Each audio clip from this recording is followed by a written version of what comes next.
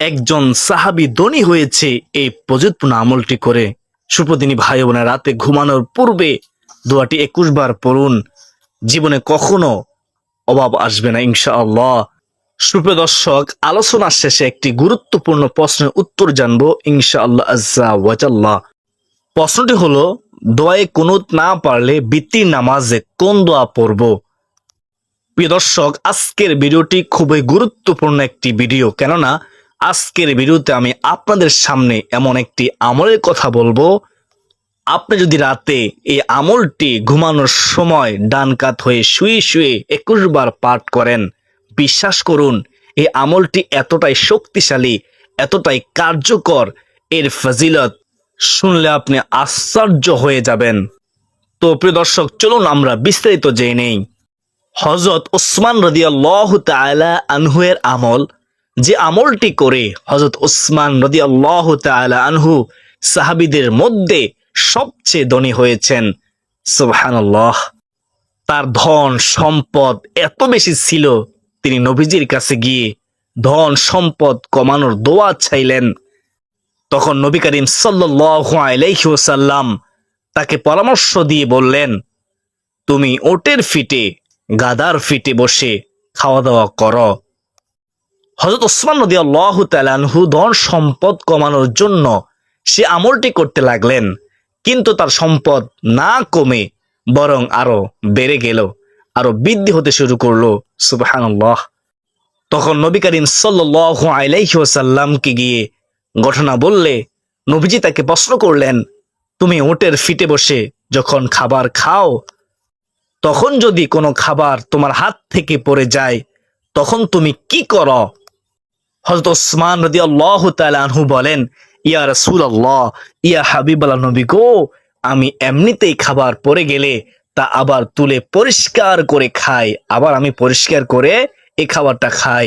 এখন ওটের ফিটে বসে খাবার খাবার সময় যদি খাবার পড়ে যায়, কষ্ট সত্ত্বেও আমি ওটের ফিট থেকে নেমে সে খাবার তুলে পরিষ্কার করে খেয়ে নেই। হযরত ওসমান রাদিয়াল্লাহু তাআলা আনহু এতই ধনী ছিলেন, তিনি তাবুকের যুদ্ধে একাই 30,000 সৈন্যের খাবারের দায়িত্ব নিয়েছেন। ওনার মতো এত বড় মাপের ধনী পৃথিবীর জমিনে দ্বিতীয় আরেকজন পাওয়া দুষ্কর হবে। সে ওসমান সামান্যতম রিজিকের অমর্যাদা হতে দেন নাই।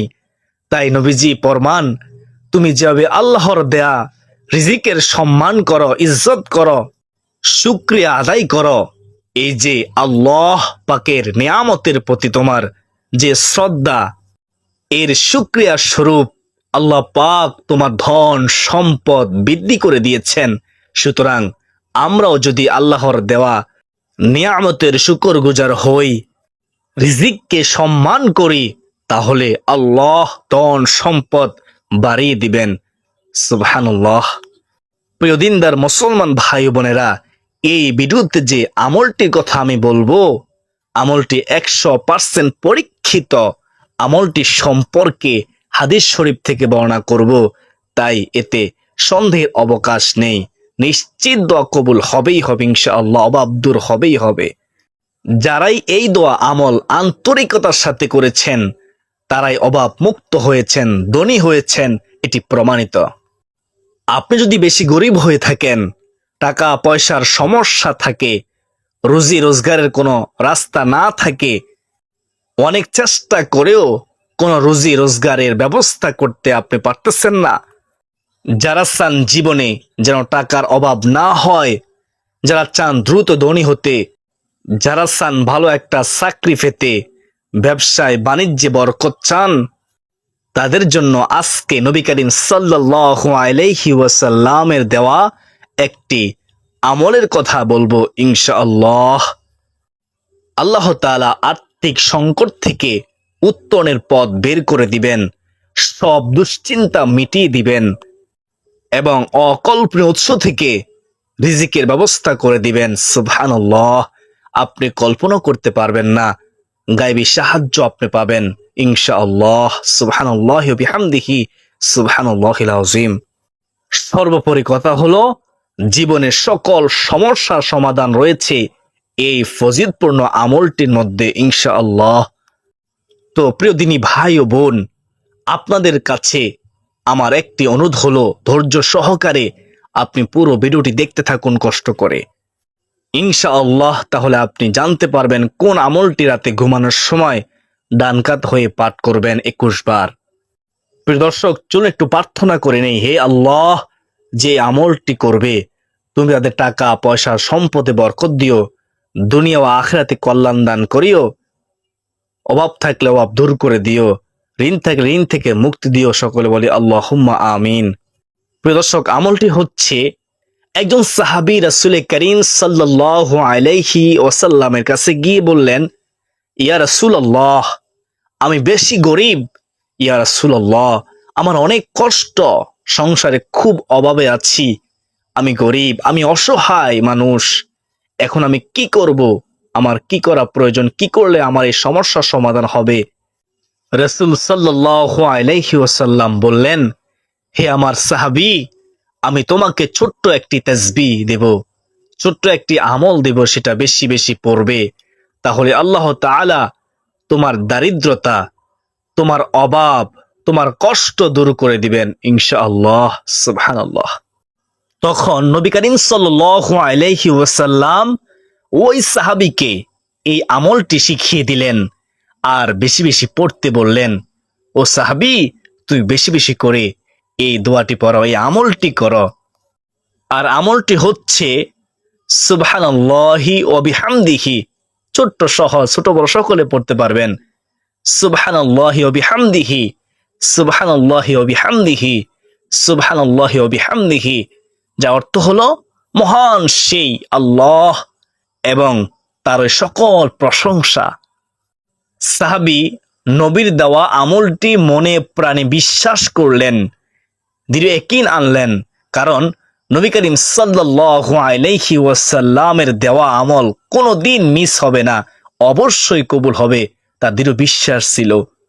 ওই সাহাবী তখন ঘরে গিয়ে স্ত্রীকেও সেই তাসবিহটি বেশি বেশি পড়ার অনুরোধ করলেন, সে আমলটি বেশি বেশি করার অনুরোধ করলেন, আর নিজেও পড়তে লাগলেন। নিজেও পড়তেছে, স্ত্রীও পড়তেছে এই ফজিলতপূর্ণ দোয়াটি। ওই সাহাবী এবং ওই সাহাবীর স্ত্রী সকালেও দোয়াটি পড়েন, দুপুরেও দোয়াটি পড়েন, বিকালেও পড়েন। এভাবে তারা সব সময় পড়তে থাকলেন দীর্ঘ 1 বছর পর্যন্ত। দীর্ঘ 1 বছর পর ওই সাহাবী নবীজির দরবারে গিয়ে বললেন, ইয়া রাসূলুল্লাহ, ইয়া হাবিব আল্লাহ নবী গো, আপনি আমাকে 1 বছর আগে দারিদ্রতা থেকে মুক্তির জন্য, অভাব থেকে মুক্তির জন্য, ঋণ থেকে মুক্তির জন্য একটি তাসবিহ দিয়েছিলেন, একটি আমল দিয়েছিলেন। ইয়া রাসূলুল্লাহ, সে আমলটি হচ্ছে সুবহানাল্লাহি ওয়া বিহামদিহি, সুবহানাল্লাহি ওয়া বিহামদিহি। ইয়া রাসূলুল্লাহ, 1 বছর যাবত আমি তাসবিহটি, আমি আমলটি বেশি বেশি পড়ার কারণে আল্লাহ তাআলা আমাকে এত ধনী করে দিয়েছেন, এত বেশি সম্পদ দিয়েছেন, নিয়ামত দিয়েছেন যে এখন আমার উপর যাকাত ফরজ হয়ে গিয়েছে, আমি এখন মালদার। ইয়া রাসূলুল্লাহ, ইয়া হাবিবুল্লাহ নবী গো, এই নিন যাকাতের টাকা, আপনি সবাইকে বিলিয়ে দিন যাকাতের টাকা। সুবহানাল্লাহ। প্রিয় দর্শক, আমরা এই দোয়াটি সব সময় পড়ব, বিশেষ করে সারাদিনে যদি আমরা নাও পড়তে পারি, কম পক্ষে ঘুমানোর পূর্বে সুবহানাল্লাহি ওয়া বিহামদিহি, সুবহানাল্লাহি ওয়া বিহামদিহি, সুবহানাল্লাহি ওয়া বিহামদিহি আমরা 21 বার পড়ে নেব। প্রিয় দিনী ভাই বোন, নবী করিম সাল্লাল্লাহু আলাইহি ওয়াসাল্লাম আরেকটি দোয়া, আল্লাহ রাসূল সাল্লাল্লাহু আলাইহি ওয়াসাল্লাম নিজেও প্রায় এই দোয়াটি পড়তেন। এই দোয়াটিও ঘুমানোর পূর্বে একবার পড়ে নেবেন, সব সময় পড়বেন, বিশেষ করে ঘুমানোর পূর্বে পড়ার চেষ্টা করবেন। দোয়াটি হচ্ছে, আল্লাহুম্মা ইন্নী আউযু বিকা মিনাল ফাকরি ওয়াল কিল্লাতি ওয়াজ জিল্লাহ। আল্লাহুম্মা ইন্নী আউযু বিকা মিনাল ফাকরি ওয়াল কিল্লাতি ওয়াজ জিল্লাহ। সুপ্রদিনী ভাই বোনেরা, যার অর্থ হলো, হে আল্লাহ, আমি আপনার কাছে আশ্রয় চাচ্ছি দারিদ্রতা থেকে, আপনার কাছে আশ্রয় চাই স্বল্পতা থেকে ও অসম্মানী থেকে। প্রিয় দর্শক, যে কোনো আমল পূর্ণ ইয়াকিনের সাথে করলে অবশ্যই এর সঠিক ফল পাওয়া সম্ভব। মনে সন্দেহ রাখলে আমল করলে ফলাফল পাওয়া সম্ভব না। আর আপনাকে পাশাপাশি অবশ্যই হারাম থেকে বেঁচে থাকতে হবে, হালাল খাদ্য খেতে হবে যদি আপনি চান আপনার আমল কবুল হোক। হারাম খেয়ে আপনার আমল করলে আমল কবুল হবে না, কখনোই মনে রাখবেন। প্রিয় দিনী ভাই বোন, আপনি এই দোয়াটিও বেশি বেশি পড়বেন। যে ব্যক্তি এই দোয়া বেশি বেশি পাঠ করে আল্লাহ তাআলা তার 70টি বিপদ দূর করে দেন। আর তার মধ্যে সর্বনিম্ন বিপদ হলো দারিদ্রতা। আপনি এই দোয়াটিও ঘুমানোর পূর্বে একটিবার পড়ে নেবেন, অথবা আপনার যতবার সম্ভব ততবার পড়ে নেবেন, নির্দিষ্ট কোনো সংখ্যা নেই। দোয়াটি হচ্ছে লা হাওলা ওয়ালা কুওয়াতা ইল্লা বিল্লাহ। এর অর্থ হলো আল্লাহ তাআলা ছাড়া কোনো ভরসা নেই, কোনো ক্ষমতা বা শক্তি নেই। সুবহানাল্লাহ। প্রিয় দিনদার মুসলমান ভাই বোনেরা, আমলটি সংক্ষেপে আমি আবার বলে দিচ্ছি। আপনি যখন রাতে ঘুমানোর সময় আমলটি পড়বেন, দোয়াটি পড়বেন, তাছাড়া সকালে বিকালে দুপুরে যখনই সময় পাবেন, অবসর সময় বসে আছেন, তখনই পড়বেন এই তাসবিহটি, এই আমলটি। সুবহানাল্লাহি ওয়া বিহামদিহি, সুবহানাল্লাহি ওয়া বিহামদিহি, সুবহানাল্লাহি ওয়া বিহামদিহি। বিশেষ করে রাতে ঘুমানোর পূর্বে 21 বার পড়বেন, সারাদিন না পড়তে পারলেও। প্রিয় দর্শক, আর বাকি দুইটি দোয়াও বেশি বেশি পড়বেন। তা হলো লা হাওলা ওয়ালা কুওয়াতা ইল্লা বিল্লাহ। 2 নম্বর হলো আল্লাহুম্মা ইন্নী আউযু বিকা মিনাল ফাকরি ওয়াল কিল্লাতি ওয়াজ জিল্লা।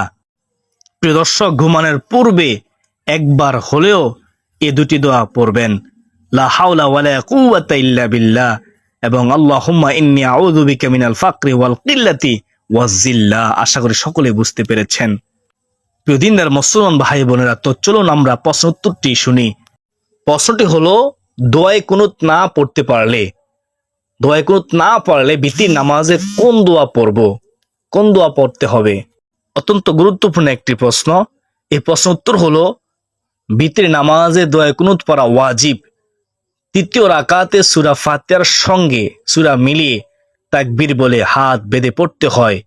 তবে দোয়ায়ে কুনুত হুবহুব নবী করিম সাল্লাল্লাহু আলাইহি ওয়াসাল্লাম থেকে বর্ণিত শব্দ হওয়া ওয়াজিব নয়, বরং মুসল্লি অন্য কোনো দোয়াও করতে পারেন, হাদিসের শব্দের বাইরে কিছু বাড়াতেও পারেন। এমনকি যদি কোরআনের যেসব আয়াতে দোয়া আছে এমন কিছু আয়াতও আপনি পড়তে পারেন, সেটাও জায়েজ আছে। ইমাম নববী বলেন, জেনে রাখুন অগ্রগণ্য মাযহাবের মতে দোয়ায়ে কুনুতের জন্য সুনির্দিষ্ট কোনো দোয়া নেই। তাই যে কোনো দোয়া পড়লে এর দ্বারা দোয়ায়ে কুনুত হয়ে যাবে। এমনকি দোয়া সম্বলিত এক বা একাধিক কোরআনের আয়াত পড়লেও দোয়ায়ে কুনুতের উদ্দেশ্য হাসিল হয়ে যাবে। তবে হাদিসে যে দোয়া এসেছে সেটা পড়া হচ্ছে কি উত্তম। প্রিয় দর্শক, দোয়ায়ে কুনুত না জানলে যা পড়বেন ভিতির নামাজে শুনুন। সুতরাং আপনি যত তাড়াতাড়ি সম্ভব দোয়ায়ে কুনুত মুখস্থ করে নেওয়া চাই, করতে হবে, আপনাকে মুখস্থ চেষ্টা করতে হবে। কারণ এটা পড়া হচ্ছে রাসূল সাল্লাল্লাহু আলাইহি ওয়াসাল্লামের সুন্নত, সঙ্গে রাসূলুল্লাহ সাল্লাল্লাহু আলাইহি ওয়াসাল্লাম পড়তেন। তবে দোয়া মুখস্থ করার আগ পর্যন্ত আপাতত পবিত্র কোরআনুল কারীমে বর্ণিত এই দোয়াটি পড়া যাবে। দোয়াটি শুনুন, সকলে পারেন। রব্বানা আতিনা ফিদ দুনিয়া হাসানাতাও ওয়া ফিল আখিরাতি হাসানাতাও ওয়া কিনা আযাবান নার। এই দোয়াটি পড়ে নেবেন, যার অর্থ হলো, হে আমাদের প্রতিপালক, আমাদের দুনিয়াতে কল্যাণ দান করুন, আখিরাতেরও কল্যাণ দান করুন এবং আমাদের জাহান্নামের আযাব থেকে রক্ষা করুন। সূরা বাকারা আয়াত হচ্ছে 201। অথবা আপনি কয়েকবার করে নিম্নোক্ত 2টি দোয়াও ইস্তিগফারও পড়তে পারেন। 1 নম্বর হচ্ছে আল্লাহুম্মা গফিরলি, আল্লাহুম্মা গফির লানা, আল্লাহুম্মা গফির লানা, যার অর্থ হলো, হে আল্লাহ আমাদের ক্ষমা করুন। 2 নম্বরে এটিও পড়তে পারেন আস্তাগফিরুল্লাহ, আস্তাগফিরুল্লাহ, আস্তাগফিরুল্লাহ, যার অর্থ হলো, হে আল্লাহ আমাকে ক্ষমা করুন। তত্ত্বসূত্র ফাতোয়া হিন্দিয়া 1ম খণ্ড 170 নং পৃষ্ঠার মধ্যে এই ফাতোয়াটি রয়েছে। আরো অন্যান্য ফাতোয়ার কিতাবের মধ্যে এই ফাতোয়াটি রয়েছে। তো প্রিয় দর্শক, আমি আশা করি যেহেতু আজকের ভিডিওটি অনেক গুরুত্বপূর্ণ, তাই ভিডিওটি শেয়ার করে দিবেন ইনশাআল্লাহ, যেন অপর মুসলমান জানতে পারে, শিখতে পারে, আমলটি করতে পারে।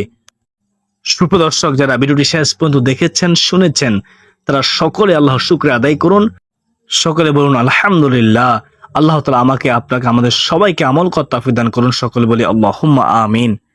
আজকের দিন পর্যন্ত সকলে সুস্বাস্থ্য কামনা করে বিদায় নিচ্ছি।